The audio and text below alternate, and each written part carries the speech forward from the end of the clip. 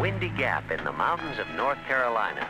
Windy Gap. I went to Windy Gap before it was built. That was a great week. There wasn't anything there. What really represented dirt and a dream, I call it. We were at Windy Gap that first summer in 1970, and since then have had the privilege of watching thousands of kids come to know Christ at that wonderful camp. My favorite memory is being a leader and praying with Katie on the hill in front of Blue Ridge to say yes to Jesus. I remember going in the club room and being blown away by how much fun I got to have there. I am so grateful for my time at Windy Gap and how it has forever changed me. This property is a special place. You know, Ted Johnson, who was on the original building committee here at Windy Gap, he called it a holy piece of dirt. And boy, has this place had a big impact on the kingdom. This 2,000 acres was a gift from the Douglas family back in the 1960s. And Young Life took it and developed it with our mission and our values at the center of everything. We thought about what would be the greatest place for teenagers and what would be a great platform for an adult and a teenager to build relationships and then ultimately share God's amazing love through those relationships. The heart of this update and expansion of Windy Gap is about serving more campers with excellence. But why more? Well, let's back up a little. Young Life doesn't just happen at Windy Gap. Every day across the country, leaders are showing up at schools and practices, going to where kids work and hang out, or having campaigners. Every week, those leaders are asking high school kids to come to club. And a couple of times a year, the same leaders invite their friends to go to camp. Now, we know that at any point in the year, God can and does show up. But at camp, you get leaders and kids together in a beautiful place built and created just for them, with intentional time and messages that hopefully lead to an encounter with Jesus.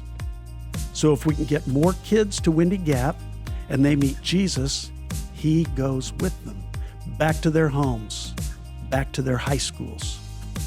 Windy Gap was originally designed to host only 250 campers. Through cabin additions over the years, capacity climbed to around 400. However, Flat Creek Inn and the county seat haven't changed.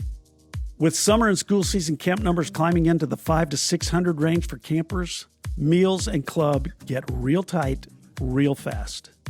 When we talk about right-sizing Windy Gap to serve larger groups of campers, the dining hall and the club room are at the top of the list. I give you the plan. Many people have been hard at work creating this plan without upsetting the balance between the personality and the integrity of the camp. Phase 1 is big, and parts of it are already in motion. Here, we're looking at much-needed safety and comfort upgrades to the cabins, as well as a new water tank and water line for fire suppression. The big-ticket item in this phase is a new dining hall, Fisher's Feed and Seed. It not only seats as many campers as Windy Gap can sleep, but also adds an appropriately sized kitchen capable of feeding them all. Phase 2 adds new quarters for the horses at one end of camp and an expansion of the county seat in the heart of it. Shifting the store and the game room across the creek to the Flat Creek Inn allows for an expanded county seat within the same footprint. Those famous tiered seats will now descend further down, making room for up to 550 campers. It'll still be packed, it'll still be loud, but now it'll also make the fire marshal a little happier. Phase 3 closes out the project as the former dining hall steps into its new role as a repurposed, multi-use space so that everyone at camp can game, gift, and gather, all under the same Windy Gap roofline that we know and love. Don't let these changes scare you. When Young Life was first given this property, there wasn't much here. We had to make changes, even then, to turn it into what it is now.